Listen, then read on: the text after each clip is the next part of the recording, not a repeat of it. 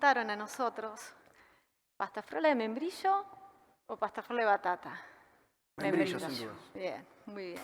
Hay acuerdo ahí. Hay acuerdo. Hay acuerdo. Bueno, gracias por estar acá. Como vieron a partir de esta experiencia inicial, muchas veces son más los puntos que nos acercan que nos alejan. Y en las organizaciones tenemos diversidad de miradas. Manejar esa diversidad de miradas, de visiones, de expectativas, es muy difícil para la organización y sobre todo para los líderes.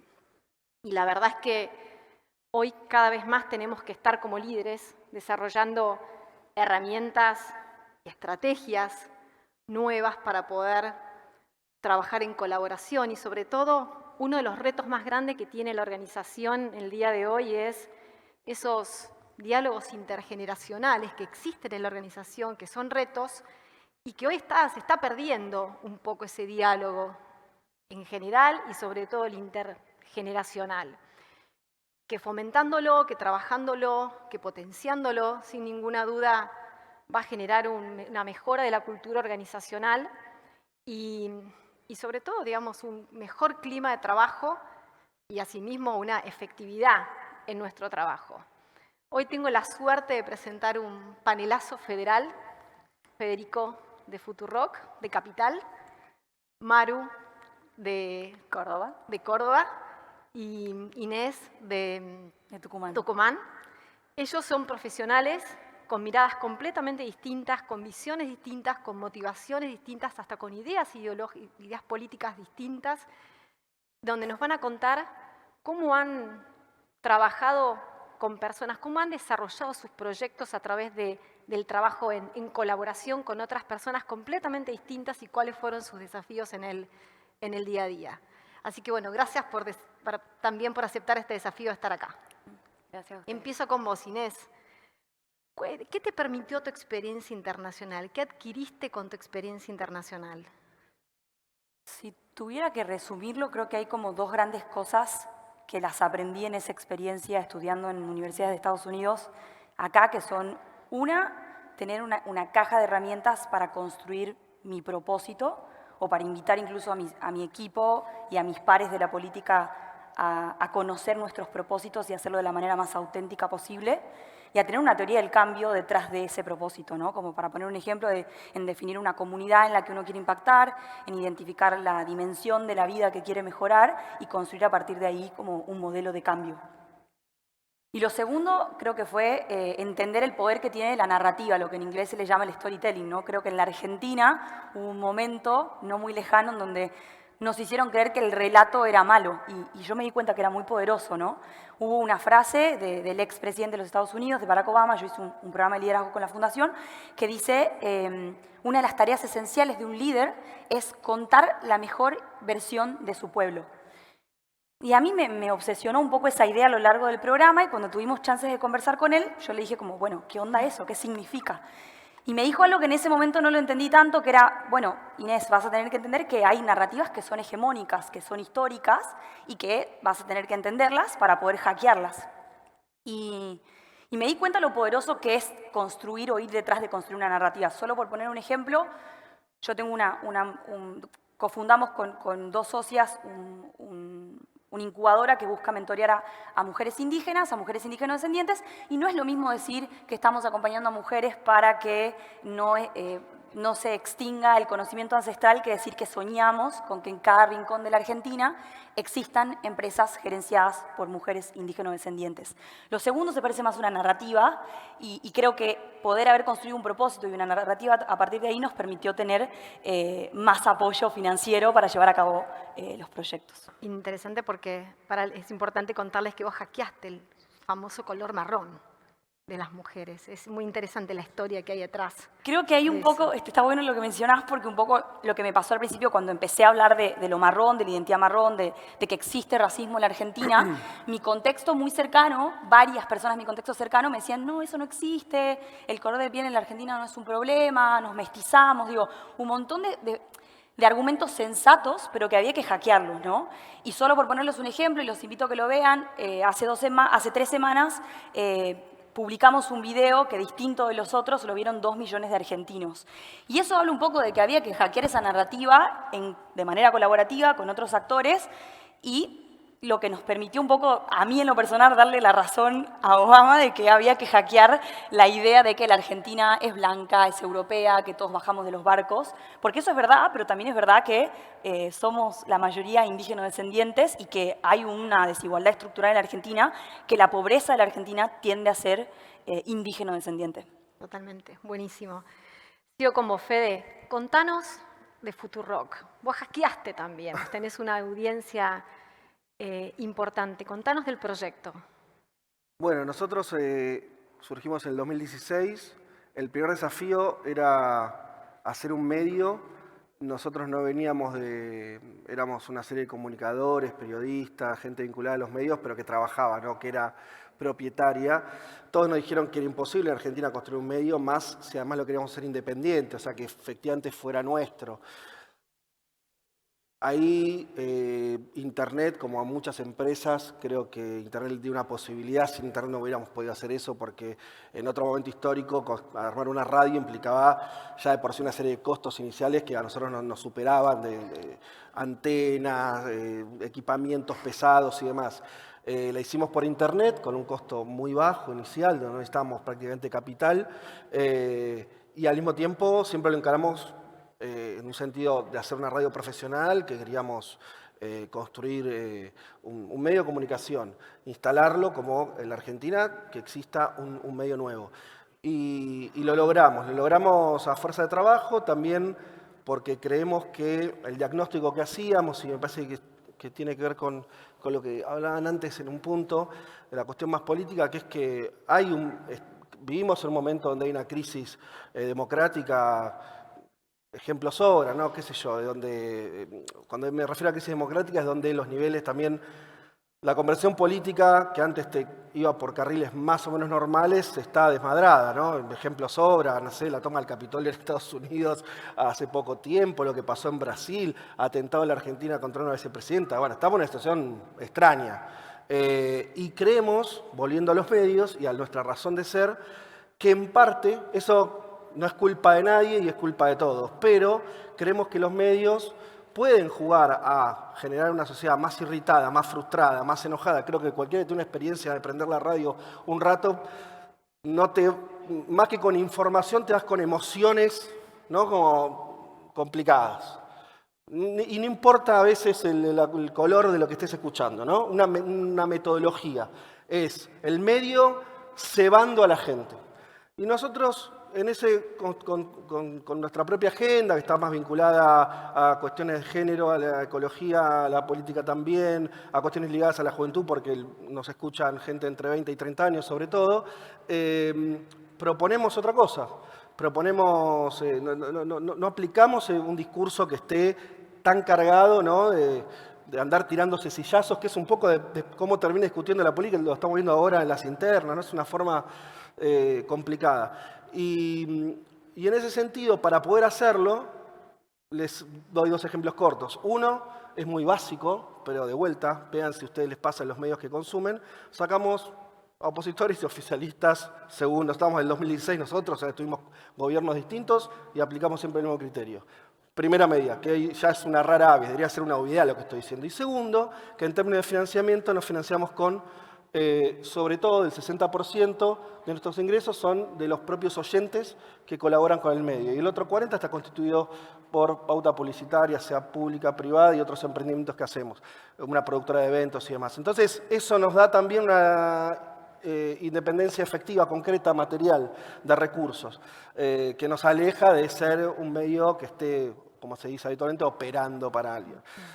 Son los impulsos que tuvimos y la alegría es que hay del otro lado una audiencia dispuesta a escuchar eso. Nos escuchan y están los números de Internet que no son discutibles, entre 300 y 400.000 personas, jóvenes sobre todo, en todo el país, todos los meses.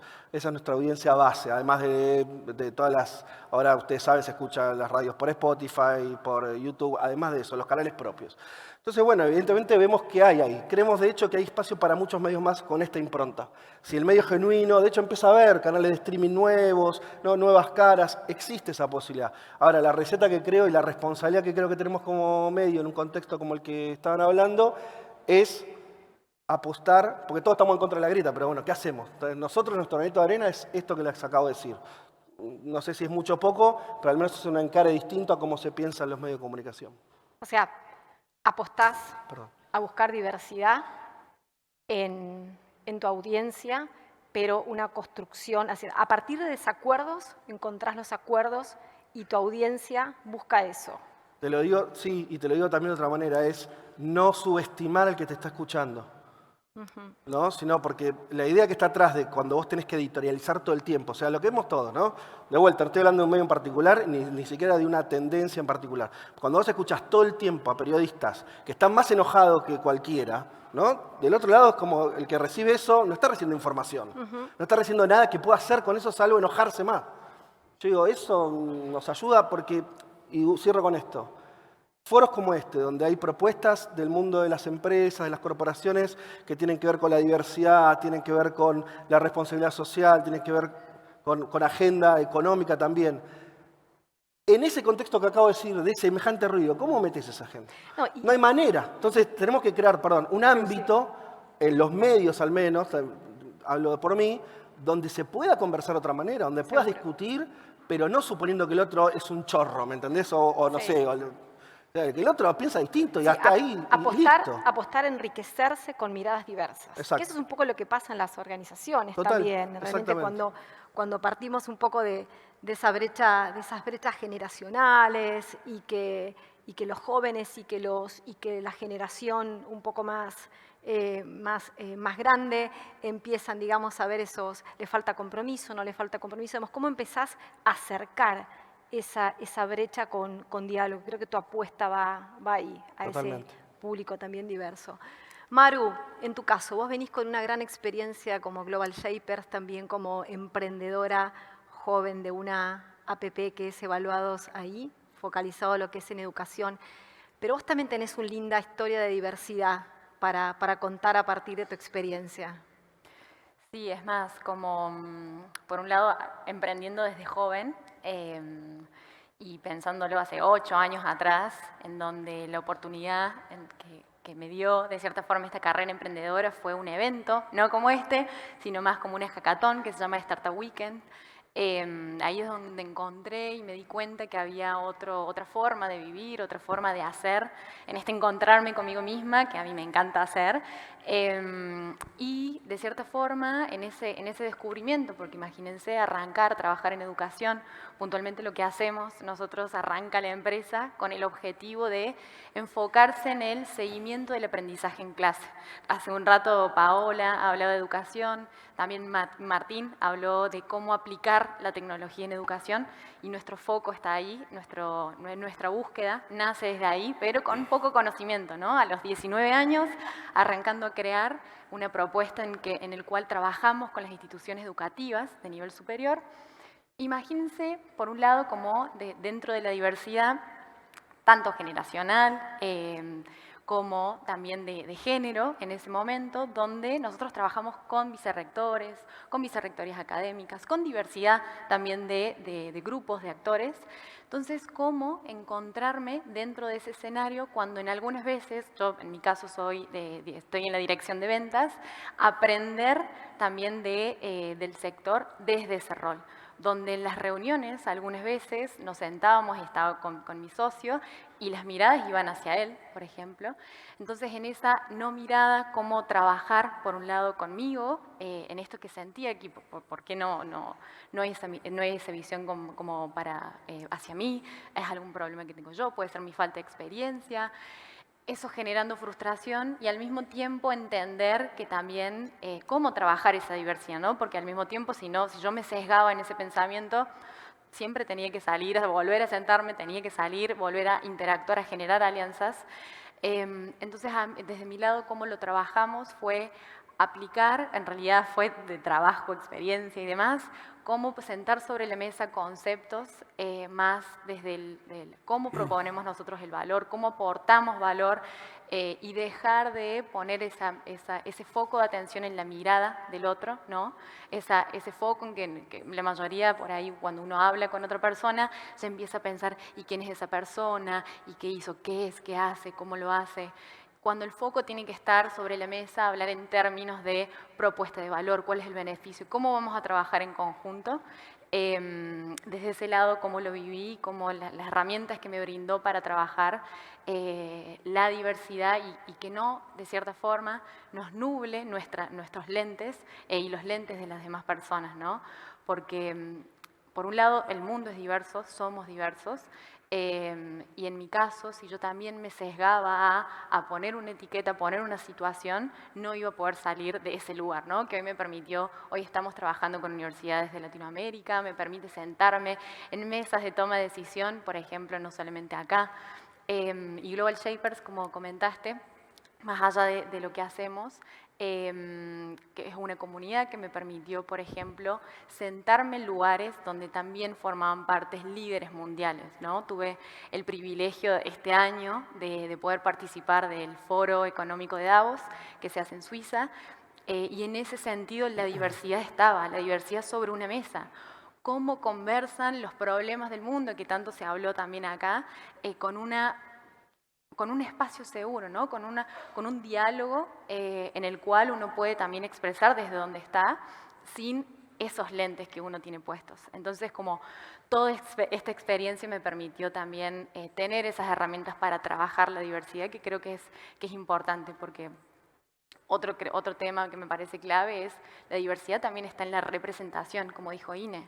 Si no existe esa diversidad, si no también no se lleva sobre la mesa, no se pone en agenda, este tipo de problemática, esta situación que nos está pasando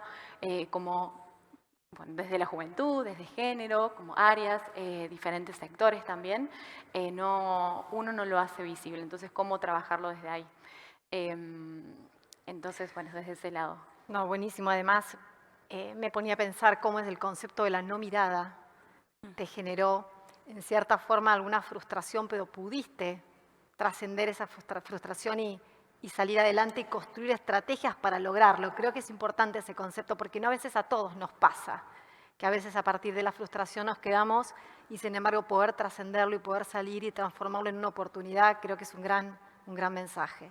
Ahí sí sumar, perdón, como que también a mí me permitió entender y aprender del sector, ¿no? Porque por ahí con una visión de innovación, si uno no escucha desde el otro lado qué es lo que necesita también el sector, cómo están parados actualmente ese ecosistema, las instituciones de educación superior a nivel Latinoamérica, en el mundo, qué está sucediendo, ese espacio de escucha también a mí me permite llegar a un punto medio en conjunto, ¿no? Porque si no, uno va haciendo por la vida, generando, sin realmente entender que con el otro va a terminar generándolo o alianzas, el cambio o el impacto que quiera hacer. Buenísimo. Volviendo un poco al trabajo de colaboración, la importancia de trabajar en cooperación y colaboración con miradas distintas. Ine, en tu caso, ¿cómo se trabaja en colaboración desde el liderazgo político? A mí me gusta mucho el abordaje de lo que hoy se le llama sistémico, que tradicionalmente se llamaba integral, ¿no? Y eso tiene como diferentes miradas o perspectivas, y en particular me parece interesante o efectivo ver que uno, si quiere empujar una agenda, tiene que tener una estrategia de abajo para arriba, de arriba para abajo y colaborando hacia los costados, ¿no? Por poner un ejemplo, de abajo para arriba, me tocó coordinar un programa de becas en programación para jóvenes en mi ciudad, en San Miguel de Tucumán, y el primer ejercicio fue alinear actores claves, actores que podían financiar esas becas, actores que ya conocían sobre el sector y que tenían la necesidad clara, el clúster tecnológico de Tucumán, que agrupa a las empresas de software, la primera escuela y la más grande de codeo de Tucumán, la Municipalidad de San Miguel de Tucumán para que lo financie. Y eso es una tarea que no tiene nada que ver con la militancia más performativa de pararse frente a las redes y quejarse de algo que está mal, sino que tiene que ver con sentarse a persuadir a los actores y juntarlos en una mesa. Y creo que tiene que ver con esto que digo siempre sobre el propósito de que creo que a los políticos, como a los empresarios se los juzga principalmente por su capacidad de retorno económico, creo que a los políticos debemos juzgarlo por su capacidad de retorno humano, de cómo le está cambiando la vida a la gente, ¿no? Y aparte de eso, creo que es fundamental, de abajo para arriba, con esto que hablábamos de las narrativas, y de construir una narrativa que sea apelante, que sume a más gente. En el caso del ejemplo que traía del programa, en la primera llamada a postulación se postularon 900 chicos, y después de todo el trabajo de decir que soñábamos que Tucumán sea el próximo Silicon Valley, que al principio parecía como con humor, como un súper aspiracional, hoy tenemos en la última llamada a postulación 2.400 pibes. Y después un trabajo colaborativo de entender que, diferente de la vieja política que cree que si otro par está llevando la misma agenda, te la está copiando, sumar a esos otros pares, sumar a la Municipalidad de Yerbabuena, sumar a la Municipalidad de Bellavista, digo, por nombrar otros espacios y pares políticos que también querían empujar la agenda. Y solo para poner un ejemplo menos personal y más coyuntural o estructural de la Argentina, en términos de liderazgo político y colaborativo, creo que nadie niega que la Argentina tiene una crisis de estabilidad macroeconómica que ya lleva más de 7 décadas y que donde más desafío tiene el liderazgo político es en lograr una visión compartida de cómo vamos a establecer la macroeconomía y cuál va a ser la teoría del cambio para llevar eso. Y en particular creo que los jóvenes que militamos desde un espacio más liberal o más desde Juntos por el Cambio, tenemos el desafío de generar espacios comunes con el kirchnerismo, con el Frente de Todos, donde hackeemos por ahí esas ideas más asociadas a que la iniciativa privada no es un dinamizador de la sociedad, o ideas que tienen que ver con generar esta estabilidad macroeconómica, pensando como tarea fundamental de líderes políticos en clave colaborativa. Y esa la verdad que creo que es un gran cambio en el diálogo que se construye y en el paradigma, porque antes, o imagino que siempre estamos pensando en el top que baja, top down, y ahora es un camino de vuelta, down hacia arriba. Y ahí conecto mucho con lo que decía Fede, ¿no? Yo creo que la conversación sobre la macroeconomía de la Argentina tiene que ser sólida, tiene que ser mesurada, no tiene que invitar a la polarización ni a la emoción, pero por sobre todo tiene que ser masiva, no tiene que ser como la teníamos antes de viene un ministro de Economía y él solo resuelve lo que va a pasar. Tenemos que ser más los militantes que entendamos que cómo va a ser una potencial reforma fiscal, cómo va a ser una potencial reforma laboral, cómo va a ser una reforma monetaria, ¿no? Seguro. En esta conversación lo más masiva posible. Llevándola un poco a Fede a la empresa, ¿cómo trabajan ustedes de manera colaborativa con miradas diferentes?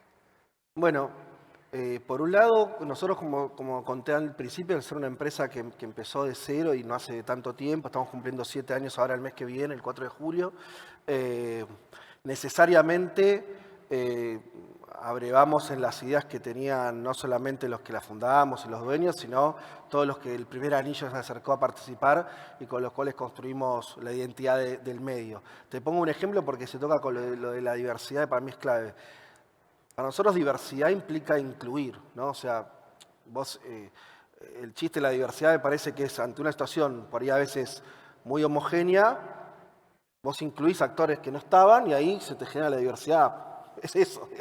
Y en el caso nuestro, por ejemplo, en el 2016, una de las cosas que detectábamos es que, y te estoy hablando un poco antes del auge de la ola feminista que vino un poco después, detectamos que en general las mujeres cuando estaban en los medios de comunicación tenían roles muy marginales. O sea, un clásico, ¿no? Que es muy difícil encontrar una mujer que haga de columnista política, en general está vinculada a otros temas más, entre comillas, blandos.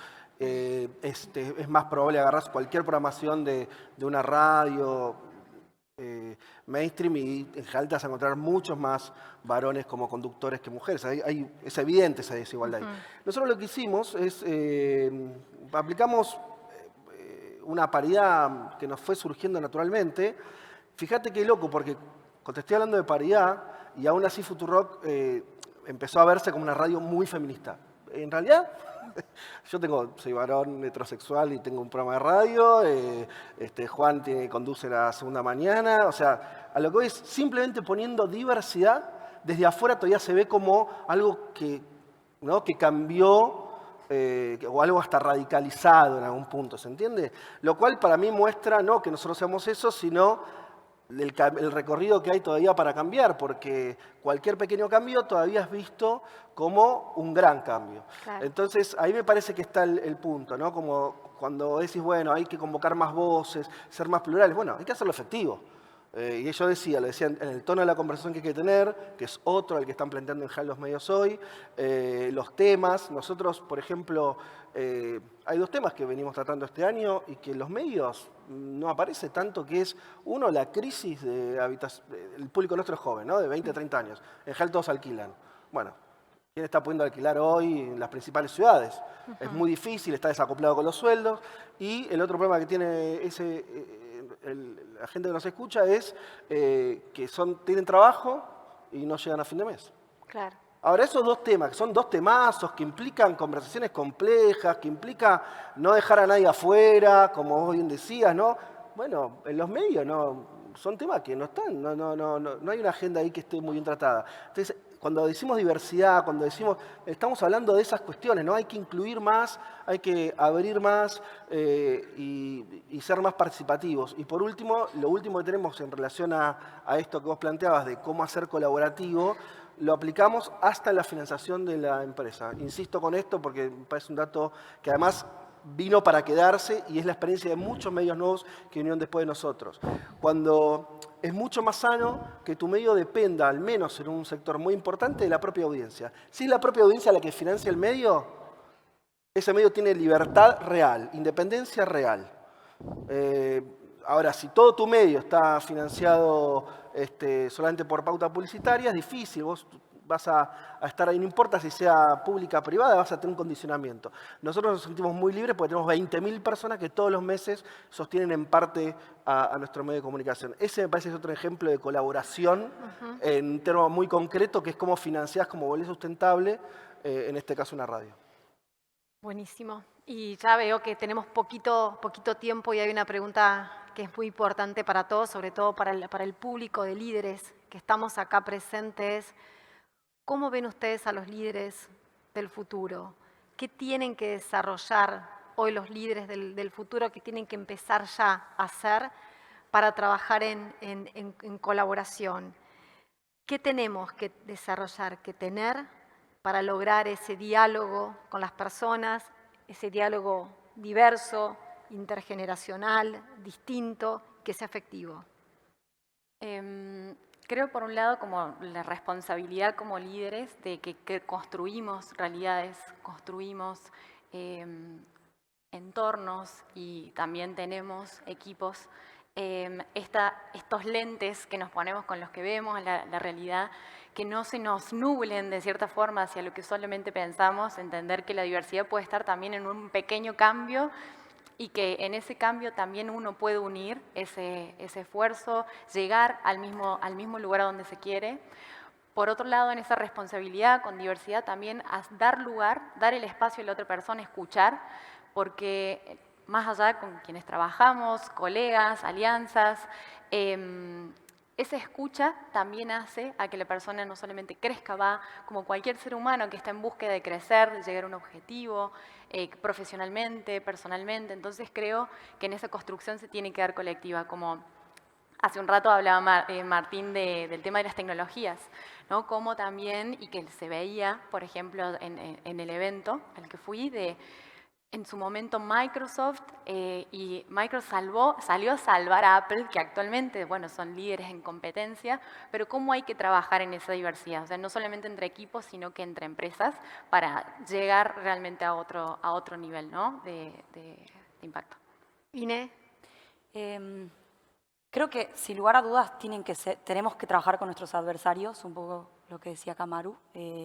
En la política, un político que no se puede sentar a conversar con su adversario político es un político que no está pensando en el retorno humano, en el desarrollo humano, o que no está pudiendo lograr eso, está fallando en eso. Creo que eso cada vez se pone más sobre la mesa y la sociedad está más dispuesta a escuchar políticos que genuinamente se sientan a discutir, y creo que eso está bueno. Y después, lo último que me viene resonando para mí en términos más de liderazgo político colaborativo a futuro es libertad en 3 aspectos. Libertad de financiamiento, poco se habla de la importancia que alguien que quiera hacer política tenga libertad de financiamiento, un poco en la línea de lo que planteaba Fede, de diversificar espaldas de cómo se financia un proyecto político.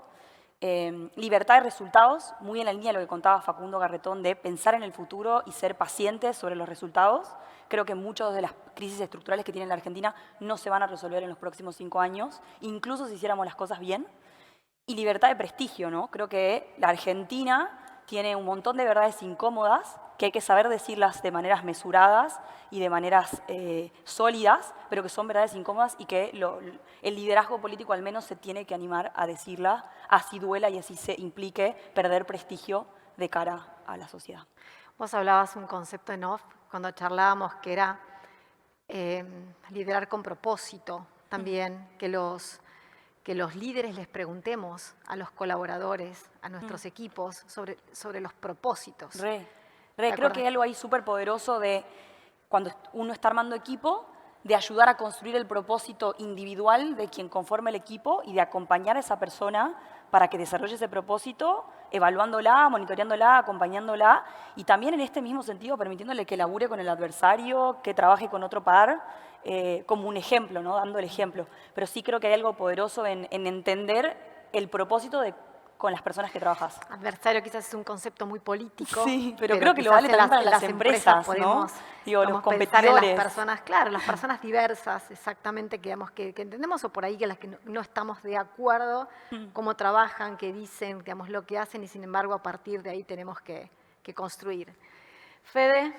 Y yo me parece que estamos en un momento histórico porque los que nos criamos ya en democracia, los que no tenemos recuerdos muy concretos, yo nací en el 79, pero bueno, digo, me crié en democracia, creo que es la generación que ahora está, es la que va a conducir el país, es la primera vez, ¿no? Todavía tenemos una generación activa que tiene unos años más y que tiene otras experiencias, pero me parece que ya efectivamente nos llegó el momento a los que o nacimos en democracia, o nacieron en democracia, o nos criamos en democracia. Eso creo que cambia mucho. Bueno, de hecho la democracia está cumpliendo 40 años este año, ese es el dato. Y ahí me parece que de vuelta es el desafío. No sé por qué dijiste la democracia y me señalaste a mí. Gracias. Por cómo distribuiste la palabra, democráticamente. No, pero me parece que nos podríamos tomar en serio eso, y lo veo desde este punto de vista. Hay un montón de debates vinculados a la democracia, ¿no? La cuestión de la igualdad, la cuestión de la pobreza, la cuestión de variables económicas, etc. Bueno, me parece que sería muy trágico que esta generación nacida en democracia no pueda discutir democráticamente, ¿no? Hay algo ahí que nos está pasando que yo creo que como generación, así sea diversa, así con las opiniones que tengan, creo que no podemos ser justo la que empiece a anular ese debate que tanto logró, que costó tanto construir este marco en el que vivimos hoy y el que nadie se quiere salir. Entonces, me parece que deberíamos, y lo último que digo, eso no se hace solo. Hay que tomar, me parece, la responsabilidad de generar ámbitos de cruzamiento, porque hay algo, esto por ahí Inés lo conoce todavía mejor, ¿no? Vuelvo al ejemplo de Estados Unidos.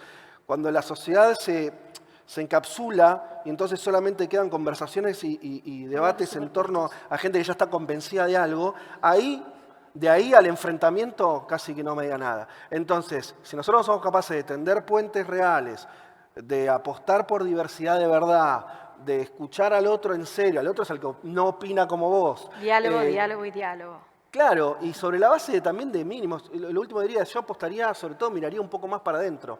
O sea, me parece que al final todas las falencias que tenemos es un país enorme, con un montón de potencialidades y que tiene una estructura de empresario, tiene estructura gremial, tiene estructura social. Bueno, no puede ser que no aprovechemos eso para hacer algo positivo. Nos vería más para adentro, ¿no? Un poquito. No para renegar de experiencias externas, pero sí para ver las capacidades que tenemos, que creo que son un montón. Ya tengo tarjeta roja, pero les quería contar un poco a todos que cuando nos desafiamos a pensar en este slot sobre los ideales, el primer reto que en el grupo más chico nos enfrentamos fue a pensar si los ideales estaban en crisis. ¿Qué estaban pasando con los ideales? ¿Qué estaban pasando con el diálogo intergeneracional? y quizás concluimos que los ideales se ven afectados por cambios culturales, por cambios históricos, y que lo que puede ser un ideal, una convicción, una forma de manejarse para una generación, quizás no puede ser para otra realmente. Hoy hablamos de justicia social, de diversidad, hablamos de religión, de sostenibilidad ambiental, y hablamos de inclusión, que puede ser a lo mejor parte de un relato contemporáneo y que puede pertenecer a esta generación, a una generación nueva. Y empiezan a haber conflictos, y empiezan a haber rispideces con las generaciones anteriores. Y acá quiero rescatar un poco el rol nuestro, los roles como líderes que tenemos, en encontrar líderes y desarrollarnos con capacidad de escuchar, de dialogar, de fomentar esos diálogos, ser abiertos. Y me parece que el líder del futuro, que nos toca un poco, es aquel líder que vaya a tener esa capacidad de encontrar las virtudes que tiene cada una de esas generaciones y plantear rápidamente los desacuerdos y construir sobre los acuerdos. Creo que si logramos hacer eso, podemos trabajar en un liderazgo mucho más transformacional y ser líderes con coraje. La verdad es que desde IDEA estamos fomentando cada vez más estos diálogos diversos para construir proyectos hacia el largo plazo. Y lo que me encantaría que se lleven de Idea Management hoy es esto, es sentir que somos artífices de un cambio que como líderes tenemos que hacer, tenemos que dialogar y tenemos que escuchar a nuestra gente. Así que feliz de haber compartido este panel con ustedes. Aprendí muchísimo, siendo de otra generación, no tanto, pero de otra generación. Y la verdad es que fue súper enriquecedor. Gracias por la generosidad y la apertura, y que su experiencia quizás le represente a muchos de nosotros que los escuchamos. Gracias. Gracias a usted.